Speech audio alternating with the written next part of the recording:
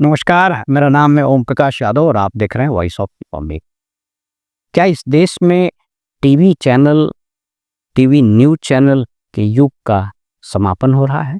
TV channel क्या अपनी विश्वसनीयता खो रहे हैं? समाचार परोसने के जगत में यूट्यूब चैनल्स ने टीवी चैनलों की नींद उड़ा दी। मशहूर टीवी चैनल के न्यूज़ एंकर्स धड़ाधड़ नौकरी छोड़कर अपना यूट्यूब चैनल क्यों स्टार्ट कर रहे हैं? जिस तरीके से यूट्यूब की पॉपुलैरिटी बढ़ रही है, इसकी व्यूअरशिप बढ़ रही है, क्या यह इस देश में कम्युनिकेशन यानी संवाद और समाचार की दुनिया में एक बहुत बड़ा डिसरप्शन लाने वाला है? क्या एक डिजिटल क्रांति की ओर हम बहुत तेजी से बढ़ रहे हैं? ये तमाम ऐसे प्रश्न हैं जिस पर बहुत कम चर्चा होती है, लेकिन ये हर व्यक्ति के मस्तिष्क में ये बात कहीं न कहीं किसी न किसी रूप में अवतरित होती है, लेकिन ये अनुत्तरित रहती है, इसका आंसर नहीं मिलता है। तो आइए इस विषय पर एक विवेचना करते हैं। क्या भारत में टीवी न्यूज़ चैनल के युग का अंत शुरू हो गया है? पहले कुछ आंकड़ों को देखते हैं और मैंने ये पूरा एपिसोड रिसर्च और डेटा के आधार पर बनाया है और इस पूरे स्टोरी को हम लोग 2 पार्ट में देखेंगे। तो अभी पहला पार्ट हम लोग देखते हैं, अगला पार्ट फिर अगली बार हम आपके सामने रखें। पहले कुछ महत्वपूर्ण फैक्ट्स को देख लीजिए जो मैंने रिसर्च करके निकाले हैं। इस देश में टीवी के युग का प्रारंभ हुआ था 15 सितंबर 1959 में, 1959 में, जब पहली बार दूरदर्शन की स्थापना हुई आजादी के बाद, और पहला न्यूज़ बुलेटिन 1965 में प्रसारित किया गया। उस दौर में आपको पता है कि दूरदर्शन का एक अधिकार था और समाचार प्रसारित होने का समय निर्धारित रहता था और समाचार के अतिरिक्त कुछ छोटे मोटे मनोरंजन के भी कार्यक्रम होते थे। पहली बार टीवी पर जो न्यूज़ का स्पेशल शो शुरू हुआ, वो याद कीजिए, डॉक्टर पन्ना राय, हम लोग उस दौर में सिविल सर्विसेज की तैयारी कर रहे थे, तो एक प्रोग्राम शुरू हुआ, द वर्ल्ड दिस वीक। तो वर्ल्ड दिस वीक बहुत पॉपुलर हुआ और वो टीवी की दुनिया में एक अनोखा एक्सपेरिमेंट था और उसने एक नए ट्रेंड की शुरुआत की। लेकिन जब 1990 में इस देश में उदारीकरण की प्रक्रिया शुरू हुई, एलपीजी उसको हम लोग बोलते हैं, लिबरलाइजेशन, प्राइवेटाइजेशन एंड ग्लोबलाइजेशन, उसकी प्रक्रिया जब शुरू हुई, जिसके जनक डॉक्टर मनमोहन सिंह थे, तो उसने इस देश में पहली बार प्राइवेट न्यूज़ चैनल्स को जगह दी और पहला टीवी न्यूज़ चैनल आया था, वो जी न्यूज़ था, आपको याद होगा, 1995 में, सुभाष चंद्रा का, वो आज भी है। इस तरह से 95 के बाद फिर चीज़ें बदलनी शुरू हुई और उसके बाद तो 2000 तक आते आते टीवी चैनल्स का बाढ़ लग गया और इतने सारे टीवी चैनल्स, इतनी सारी न्यूज़ आनी शुरू हो गई, बाढ़ लग गया। 98 में स्टार न्यूज़ आया, इनफैक्ट वो एक अमेरिकन टीवी के साथ कोलैबोरेशन का था और पहली बार 24x7 न्यूज़ का कॉन्सेप्ट शुरू हुआ। और आप यूँ कह सकते हैं कि 98 से दूरदर्शन का जो मोनोपोली था वो समाप्त हो गया और 2000 से 2010 के बीच तो एक्सप्लोजन हो गया, विस्फोट हो गया। आज तक, एनडीटीवी, CNN, IBN, ABP, ये वो इतना सारा न्यूज़ चैनल आ गया कि लोग, अरे इसको बोलते हैं बॉम्बार्डमेंट हो गया, आप खोलिए और टीवी चल रहा है। उसके बाद दौर शुरू हुआ टीवी न्यूज़ में एंकर के एक्टर बनने का, ग्लैमर दिखाने का, क्योंकि टीवी न्यूज़ में कंटेंट से ज़्यादा इम्पोर्टेंट हो गया कैरेक्टर। वो एंकर हो, लेडी या जेंट्स, उसके कपड़े कैसे हैं, फैशन डिजाइनर से बनाए हुए कपड़े पहने जाने लगे और टीवी को सेंसेशनलाइज करके ब्रेकिंग न्यूज़, बिग ब्रेकिंग, ये सारी चीजें चलने लगी। और ये जो टीवी था वो इंफॉर्मेशन से हटकर ये व्यूज परोसने का और नैरेटिव्स गढ़ने का माध्यम बनना शुरू हो गया। ये एक ब्रीफ में मैंने आपसे आपकी बात रखी। मैं आपके स्क्रीन पर इस पूरे डेवलपमेंट को ये दिखाता हूं कि 59 से लेकर के और 90 तक क्या दृश्य था, फिर 90 से 99 क्या रहा और फिर आगे कैसे चीजें बढ़ी। मैं कुछ और फैक्ट्स आपके साथ शेयर कर देता हूं अभी इस एपिसोड। यूट्यूब का जमाना आया और मैं आपको बता दूं कि मैंने बहुत सारे रिसर्च किए हैं, उस आधार पर आपसे बात करता हूं। बीबीसी ने क्या इस पर रिसर्च किया है, इसके बाद राइटर्स न्यूज एजेंसी है, उसका क्या रिसर्च है। एक बहुत बड़ी रिसर्च एजेंसी है, उसको बोलते हैं BARC, broadcast audience research council. इसका टीवी व्यूअरशिप रिपोर्ट 2024, ये सारे आंकड़ों के आधार पर मैं आज आपसे बात करना चाहता हूँ। बीबीसी के और अन्य रिपोर्ट के आधार पर जो आंकड़े हैं उसको परोसने से पहले मैं सबसे पहले बता दूं कि यूट्यूब जो आज की तारीख में एक ऐसा प्लेटफॉर्म बन गया है कि जहां जो व्यूअर्स की संख्या है 2024 में, इसने टीवी की संख्या को पार कर दिया है। अभी एक अनुमान के मुताबिक इस देश में लगभग 56 करोड़ से ज्यादा लोग इसको यूज कर। मैं उन आंकड़ों पर भी बाद में जाता हूं, लेकिन पहले हम लोग अभी बात करते हैं कि ये जो यूट्यूब चैनल्स की शुरुआत हुई, इसकी शुरुआत सबसे पहले 3 दोस्तों ने की। 2005 में 3 दोस्त, चार्ड हार्ले, स्टीव चेन, ये यहाँ के थे, ताइवान के थे, और जावेद करीम, इन समूह ने 29 अक्टूबर 2005 को YouTube लॉन्च किया था। बेसिकली एक ऐसा प्लेटफॉर्म बनाया जहां लोग आपस में मिलें और कुछ चीज वीडियो वगैरह बना के अपलोड करें। मैं आपको ये आपके स्क्रीन पर भी दिखाता हूँ। लेकिन 2006 आते आते फिर इसमें बढ़ोतरी हुई और 2006 में इसको गूगल ने एक्वायर कर लिया। तो जैसे ही गूगल ने YouTube को एक्वायर किया, उसके बाद इसमें भयानक बढ़ोतरी हुई इसकी संख्या में। और इंडिया में इसकी शुरुआत 2008 में गुड़गांव, जो अभी गुरुग्राम हो गया है, हरियाणा में इसकी शुरुआत की गई। 56 करोड़ लोग आज की तारीख में यूट्यूब यूजर्स हैं। 8 करोड़ लोग कंटेंट क्रिएटर हैं, कंटेंट जो बनाते हैं, यानी यूट्यूबर्स जिसको आप बोलते हैं, उसकी संख्या इस देश में 8 करोड़ है। आपको पता है कि किसी YouTube चैनल पर अगर एक वर्ष के अंदर 4000 घंटे और 1000 सब्सक्रिप्शन हो जाता है तो वो YouTube मोनेटाइज्ड हो जाता है, उसके और कुछ टर्म्स एंड कंडीशंस है। इंडिया में अभी 75 लाख ऐसे YouTube चैनल्स हैं जो मोनेटाइज्ड हो गए हैं। ऑक्सफोर्ड इकोनॉमिक रिपोर्ट 2023 के अनुसार भारतवर्ष में लगभग 7.5 लाख लोगों को इससे एम्प्लॉयमेंट मिला है, और पिछले वर्ष करीब 15,000 करोड़ रुपया यूट्यूब ने इस 7.5 लाख यूट्यूब कंटेंट क्रिएटर्स, जो लोग जिनके चैनल मोनेटाइज हुए हैं, उसको लोगों ने दिए हैं। और भारतीय अर्थव्यवस्था में जीडीपी में यूट्यूब का लगभग 16,000 करोड़ रुपए का कंट्रीब्यूशन। ये कुछ आंकड़े मैंने बताए, लेकिन हम लोग अपनी बात शुरू करते हैं कि साहब क्या ये सही में न्यूज चैनल्स के अंत की प्रक्रिया का प्रारंभ है इस देश में? बार्क के रिपोर्ट के अनुसार पिछले 5 साल में टीवी देखने वाले की संख्या में 25% की गिरावट हुई। अब आंकड़े जरा समझ लीजिए कि जहां 2019 में हिंदुस्तान में 35 करोड़ लोग टीवी देखते थे, उसकी संख्या घट करके अब 27 करोड़ रह गई है। यानी लगभग 8 करोड़ लोग, इनफैक्ट उससे ज्यादा, क्षमा कीजिएगा, 2019 में 38 करोड़ लोग टीवी देखते थे, जो घट करके 27, लगभग 9 करोड़ 10 करोड़ से ज्यादा के लोग घटे हैं। सबसे ज्यादा खराब स्थिति अंग्रेजी न्यूज चैनलों की हो गई, जिसमें 40 से 50% गिरावट देखी गई है। जैसा मैंने अभी बताया कि इसमें जो सबसे इंटरेस्टिंग चीज है वो ये है कि जो यंग पॉपुलेशन है वह इसमें ज्यादा इंटरेस्ट रखता है। राइटर्स, वो यूरोप की न्यूज एजेंसी है, बहुत प्रतिष्ठित न्यूज एजेंसी है, हमारे यहाँ पीटीआई, यूएनआई है, उसी तरह से राइटर्स है। तो writers institute digital news report 2024, इसके अनुसार सिर्फ 32% इंडियन ही टीवी को मुख्य आधार मानते हैं न्यूज देखने का, जबकि ये 2018 में 58% था, 58 से घट करके 32%।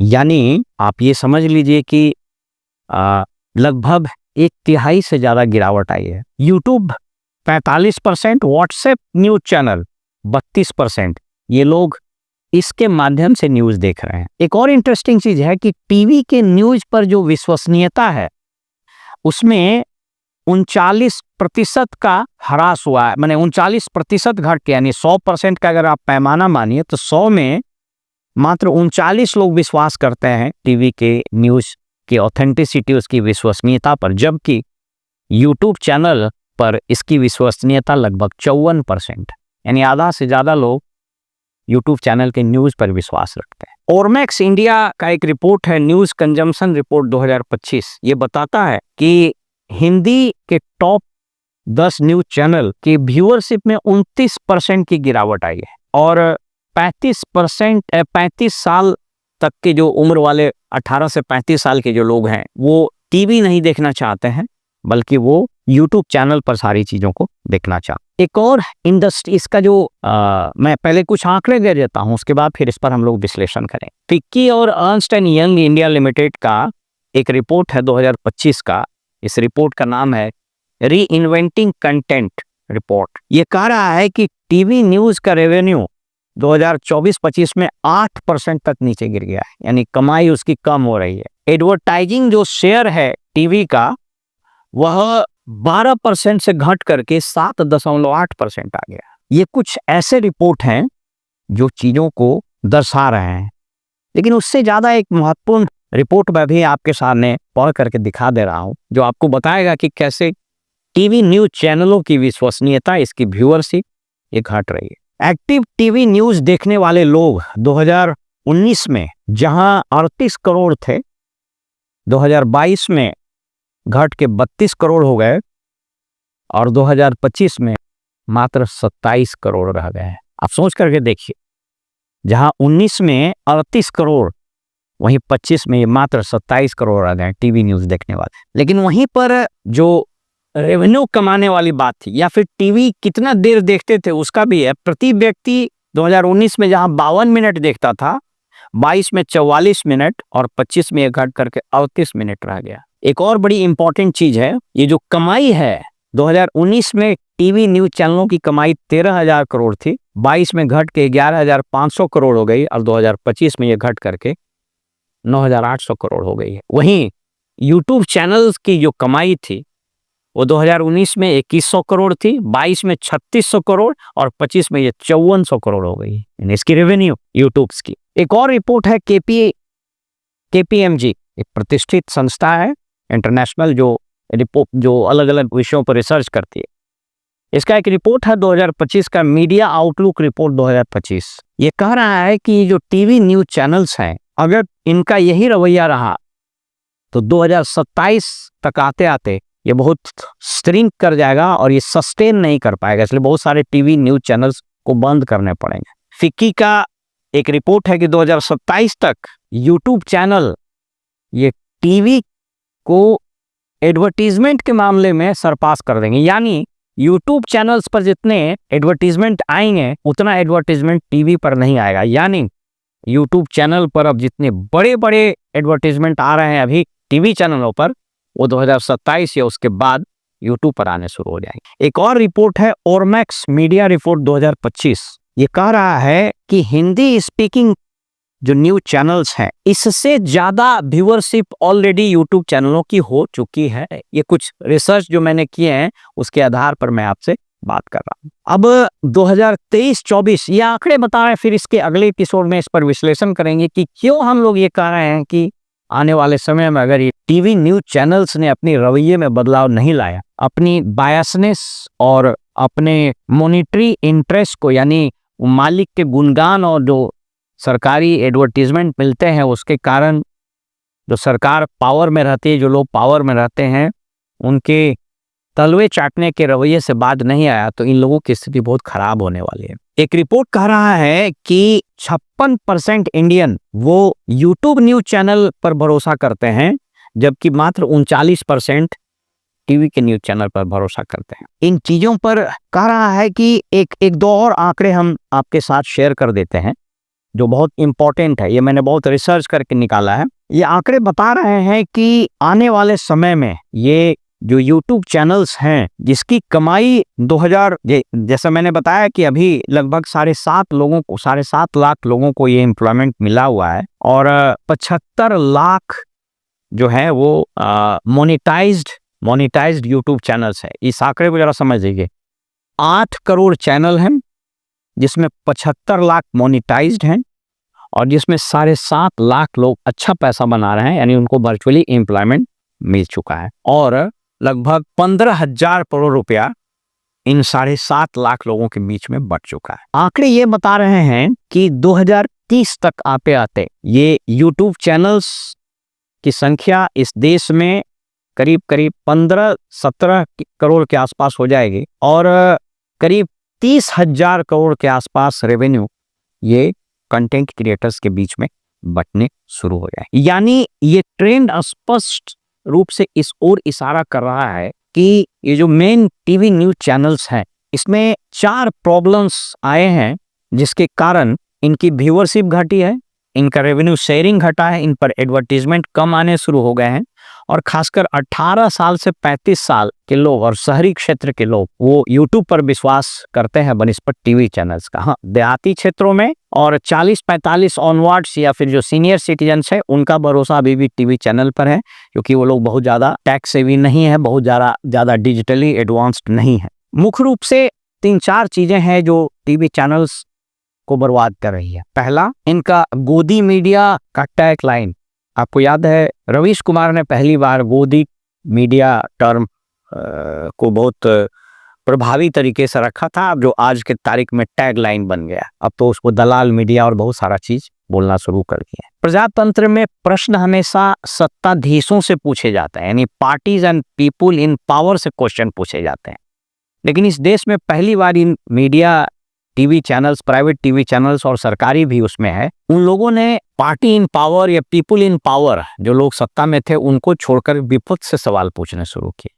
इसने इसकी क्रेडिबिलिटी को, इसकी विश्वसनीयता को बहुत नीचे पहुंचाया। दूसरा, टीवी चैनलों पर नकारात्मक खबरें और मनगढ़ंत कहानियों का प्रसारण। आपने देखा कि इस बार भारत पाकिस्तान के बीच में जो एक लिमिटेड वॉर हुआ, ऑपरेशन सिंदूर, उसमें कुछ टीवी चैनलों ने यह कह दिया कि हम लोग पहुंच गए हैं कराची, तो हम लोग लाहौर पहुंच गए हैं, तो कराची का एयरपोर्ट कब्जे में आ गया है।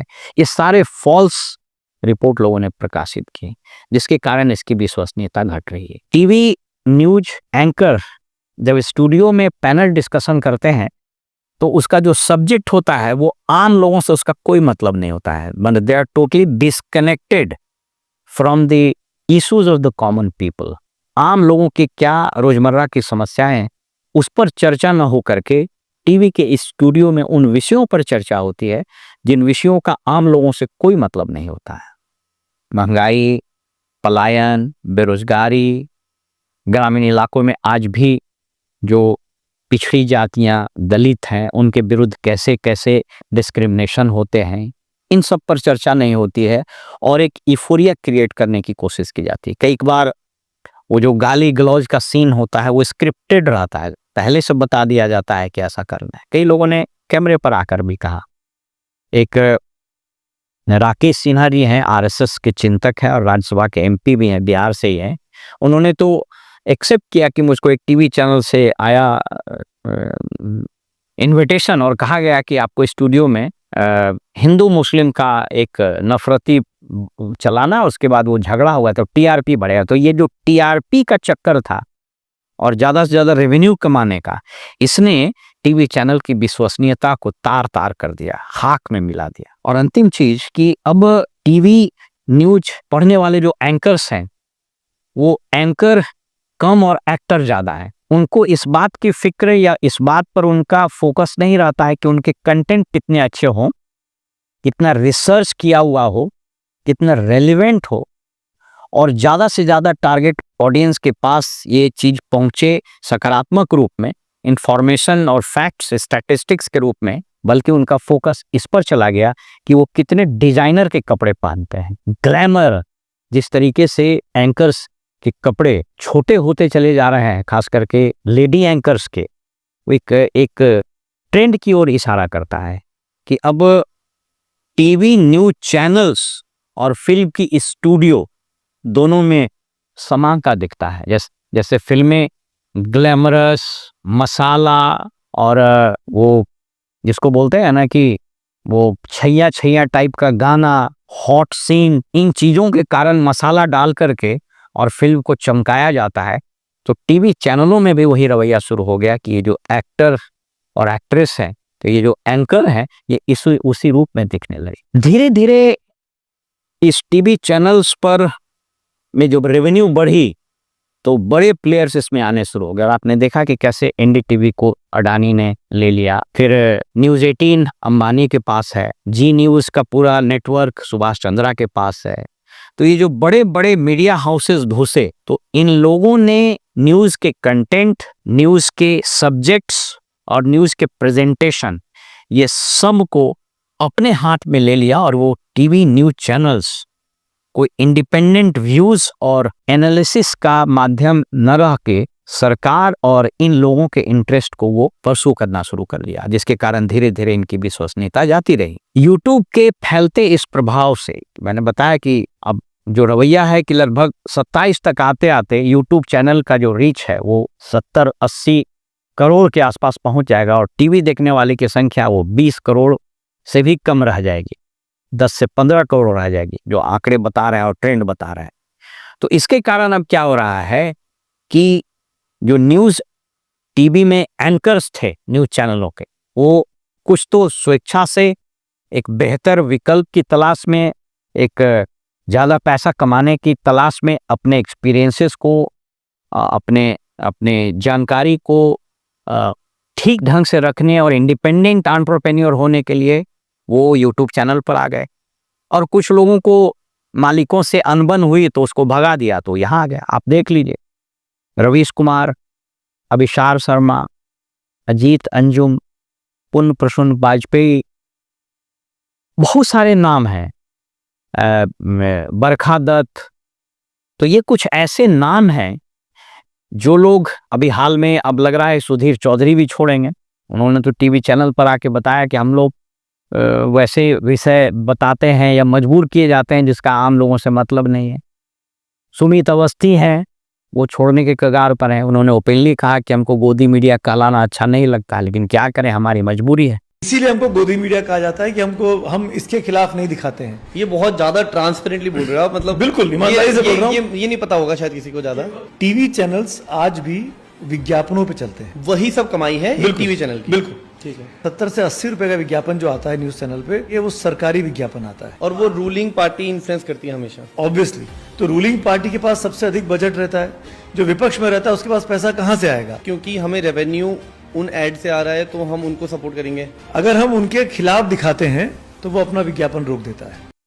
तो ये लब्बो लवात ये है कि ये यूट्यूब चैनल्स जिस तरह से ग्रो कर रहे हैं इन टर्म्स ऑफ नंबर्स और इन टर्म्स ऑफ व्यूअरशिप और इन टर्म्स ऑफ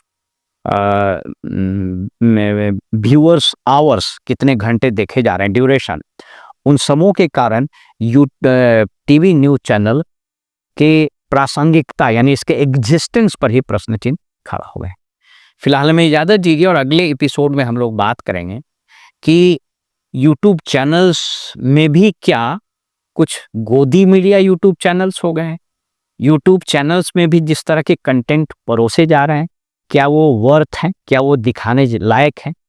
इसकी क्वालिटी जो ज़्यादातर यूट्यूब चैनल्स की इतनी ख़राब है कि ये भी सेंसेशनलाइज करने के लिए, व्यूअरशिप बढ़ाने के लिए, अपने सब्सक्रिप्शन बढ़ाने के लिए वैसी चीज़ें परोसती है जिसका समाज पर बहुत नकारात्मक असर पड़ता है। अनवेरीफाइड न्यूज, अनवेरीफाइड कंटेंट्स लोग परोसते हैं, और जो ये बच्चे हैं किस तरीके से 18 से ऊपर 18 से 25, 30 या 35 साल के जो बच्चे जिस तरीके से रील बनाने में मसरूफ़ हो रहे हैं, जिसकी संख्या लगातार बढ़ती जा रही है, क्या यह किसी खतरे की ओर इशारा करते हैं? क्या इस पर कोई रेगुलेशन होना चाहिए, या डेमोक्रेटिक कंट्री में ये अपने अपने हिसाब से ग्रो करेगा? तो क्या है भविष्य यूट्यूब न्यूज चैनलों का, इस पर अगले एपिसोड में हम आपसे जरूर बात करेंगे। फिलहाल हमें इजाज़त दीजिए, और आप देखते रहिए वॉइस ऑफ रिपब्लिक। और हाँ, हमारा न्यूज चैनल, हमारा YouTube channel voice of Republic, अगर आपने अभी तक सब्सक्राइब नहीं किया है तो मेरा अनुरोध होगा कि यदि आपको लगता है कि ये चैनल वर्थ है, ये देखने योग्य है, तो इसको जरूर सब्सक्राइब करें, लाइक करें। आपके कमेंट का इंतजार रहता है, और यदि इसे आप शेयर कर अपने दोस्तों, अपने अन्य जानने वाले लोगों से सब्सक्राइब करा सकें, तो इसके लिए हम आपके आभारी रहेंगे। मेरा उद्देश्य सिर्फ व्यूअरशिप और सब्सक्रिप्शन बढ़ाना नहीं है, मेरा उद्देश्य क्वालिटी कंटेंट और चीज़ों को वेरीफाई करके और निष्पक्ष रूप से आपके समक्ष चीजों को रखना है। तो आज के लिए बस इतना ही। नमस्कार।